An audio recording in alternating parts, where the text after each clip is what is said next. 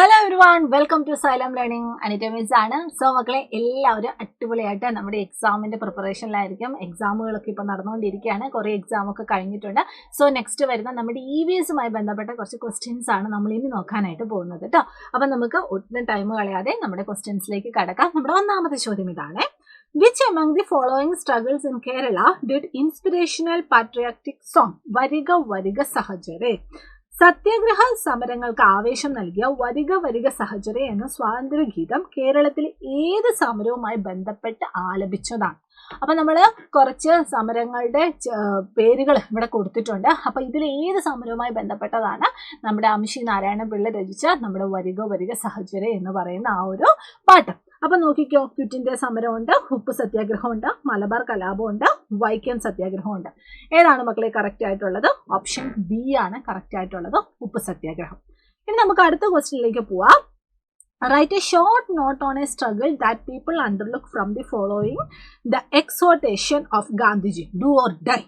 പ്രവർത്തിക്കുക അല്ലെങ്കിൽ മരിക്കുക എന്ന ഗാന്ധിജിയുടെ ആഹ്വാനം അനുസരിച്ച് നടത്തിയ സമരത്തെക്കുറിച്ച് കുറിപ്പ് തയ്യാറാക്കും.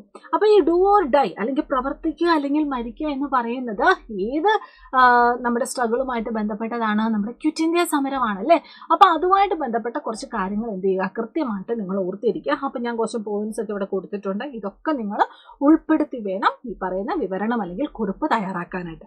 ഇന്ത്യയുടെ സ്വാതന്ത്ര്യ സമരത്തിന് വേണ്ടിയുള്ള അന്തിമ സമരത്തിന് ആഹ്വാനം ചെയ്തിട്ടുള്ള ഒരു സമരമായിരുന്നു ക്വിറ്റ് ഇന്ത്യ സമരം. ഓക്കെ, എന്താണ് പറഞ്ഞത്? ഇന്ത്യയുടെ സ്വാതന്ത്ര്യത്തിന് വേണ്ടിയുള്ള ഏറ്റവും അവസാനമായിട്ടുള്ള അല്ലെങ്കിൽ അന്തിമ സമരത്തിന് ആഹ്വാനം ചെയ്തിട്ടുള്ള ഒരു സമരമായിരുന്നു ക്വിറ്റ് ഇന്ത്യ സമരം. ബ്രിട്ടീഷുകാരിൽ നിന്നും ഇന്ത്യയെ മോചിപ്പിക്കുക എന്നതായിരുന്നു അതിന്റെ ലക്ഷ്യം. ഓക്കെ, ക്വിറ്റ് ഇന്ത്യ എന്ന് പറഞ്ഞാൽ എന്താണ്? ഇന്ത്യ വിടുക എന്നാണ് അർത്ഥം. ഈ ഒരു മുദ്രാവാക്യം സമരത്തിന് വലിയ ആവേശം നൽകി. പ്രവർത്തിക്കുക അല്ലെങ്കിൽ മരിക്കുക എന്ന ഗാന്ധിജിയുടെ ആഹ്വാനം ജനങ്ങൾ ഏറ്റെടുത്തു. 1942 ബോംബെയിൽ നടന്ന കോൺഗ്രസ് സമ്മേളനത്തിലാണ് ഇത് സംബന്ധിച്ച പ്രഖ്യാപനം ജവഹർലാൽ നെഹ്റു അവതരിപ്പിച്ചത്.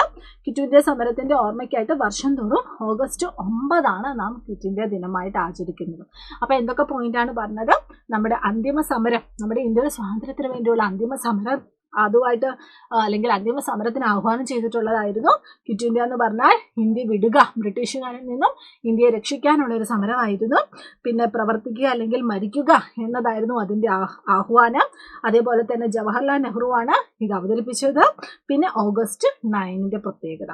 ഇത്രയും കാര്യങ്ങൾ എന്ത് ചെയ്യുക, ക്വിറ്റ് ഇന്ത്യ സമരവുമായിട്ട് ബന്ധപ്പെട്ട് നിങ്ങൾ അറിഞ്ഞു വെക്കണം. ഇതൊക്കെ നിങ്ങൾ ഉൾപ്പെടുത്തി വേണം വിവരണം അല്ലെങ്കിൽ കുറിപ്പ് തയ്യാറാക്കാനായിട്ട്. ഓക്കെ, അപ്പൊ ഇത് നിങ്ങൾ എന്ത് ചെയ്യുക, വായിച്ചു നോക്കുക കേട്ടോ. ഇനി ഒരു ക്വസ്റ്റ്യൻ കൂടി നമുക്ക് ചെയ്തു നോക്കാം. ചിത്രങ്ങൾ നോക്കി ആരാണെന്ന് കണ്ടെത്തി പറയുകയോ. ഓക്കെ, ഇവിടെ നിങ്ങൾ നോക്കിക്കേ, ഇവിടെ കുറച്ച് മഹാത്മാക്കളുടെ കുറച്ച് ചിത്രങ്ങൾ കൊടുത്തിട്ടുണ്ട്. ഇതൊക്കെ നമുക്കറിയാം. അത് മാത്രമല്ല, നമ്മുടെ ടെക്സ്റ്റ് ബുക്കിലാണെങ്കിൽ കുറേ ഫ്രീഡം ഫൈറ്റേഴ്സിന്റെ ചിത്രങ്ങളും അവരുടെ പേരുകളും ഒക്കെ നമുക്ക് തന്നിട്ടുണ്ട്. ഇതൊക്കെ ഓർത്ത് വെച്ചിട്ട് ഇതൊക്കെ ഒന്ന് നോക്കിയിട്ട് വേണം മക്കളെ പരീക്ഷയ്ക്ക് പോകാനായിട്ട്. അപ്പോൾ ആരൊക്കെയാണ് ചിത്രം തന്നിട്ട് ഐഡന്റിഫൈ ചെയ്യാനൊക്കെ പറഞ്ഞാൽ നിങ്ങൾക്ക് ഇതൊക്കെ എളുപ്പത്തിൽ മാർക്ക് സ്കോർ ചെയ്യാൻ പറ്റുന്ന കുറച്ച് ക്വസ്റ്റ്യൻസ് ആണ്. അതുകൊണ്ട് തന്നെ ഇതൊന്നും ആരും സ്കിപ്പ് ചെയ്തു. ഓക്കെ, അപ്പോൾ കുറച്ച് ക്വസ്റ്റ്യൻസ് ആണ് നമ്മൾ നോക്കിയത്. ഇത് മാത്രമല്ല, ഇനിയും ധാരാളം ക്വസ്റ്റ്യൻസ് ഉണ്ട്. അതൊക്കെ നമുക്ക് എന്ത് ചെയ്യണം, ഇനി വരാൻ പോകുന്ന ദിവസങ്ങളിൽ അപ്കമിങ് ചെറിയ ചെറിയ ലൈവുകളായിട്ടും ചെറിയ ചെറിയ കോണ്ടന്റ് വീഡിയോസുകളൊക്കെ ആയിട്ടും നമ്മളിതാ നിങ്ങളുടെ മുന്നിലേക്ക് ഇങ്ങനെ കൊണ്ടുവരികയാണ്. സോ എല്ലാവരും എല്ലാ വീഡിയോസും എല്ലാ ലൈവ് ക്ലാസ്സുകളും നിർബന്ധമായിട്ട് കാണുക. അതിന് ഏറ്റവും ആദ്യം നമ്മുടെ ചാനൽ സബ്സ്ക്രൈബ് ചെയ്യുക. അതുകൂടാതെ നമ്മുടെ പ്രാണ ബാച്ചിലാണെങ്കിൽ ഇപ്പം നമ്മുടെ ഓണം സ്പെഷ്യൽ ഓഫറാണ്. 10% ഡിസ്കൗണ്ടോടുകൂടി നിങ്ങൾക്ക് ജോയിൻ ചെയ്യാനായിട്ട് പറ്റും. അപ്പോൾ കൂടുതൽ എൻക്വയറീസിനൊക്കെ നിങ്ങൾക്ക് താഴെ കാണുന്ന കോൺടാക്ട് നമ്പറിൽ വിളിക്കാവുന്നതാണ്. നമ്മുടെ ഓണപരീക്ഷ മാത്രമേ കഴിഞ്ഞിട്ടുള്ളൂ.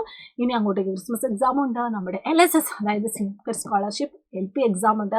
ഇതൊക്കെ നമുക്ക് ഈസി ആയിട്ട് അറ്റൻഡ് ചെയ്യണം, ഈസി ആയിട്ട് മാർക്ക് സ്കോർ ചെയ്യണം. എല്ലാത്തിനും വേണ്ടിയാണ് നമ്മുടെ പ്രാണ ബാച്ച് ഉള്ളത്.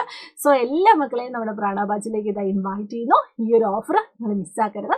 അതേപോലെ തന്നെ നമ്മുടെ ചാനൽ സബ്സ്ക്രൈബ് ചെയ്താൽ ഇനി അങ്ങോട്ടേക്കുള്ള എല്ലാ ക്ലാസ്സിലും ഫുൾ ആക്റ്റീവായിട്ട് നിൽക്കുക, നല്ല മാർക്ക് സ്കോർ ചെയ്യാം. അപ്പോൾ എല്ലാവർക്കും all the very best. Thank you so much. By.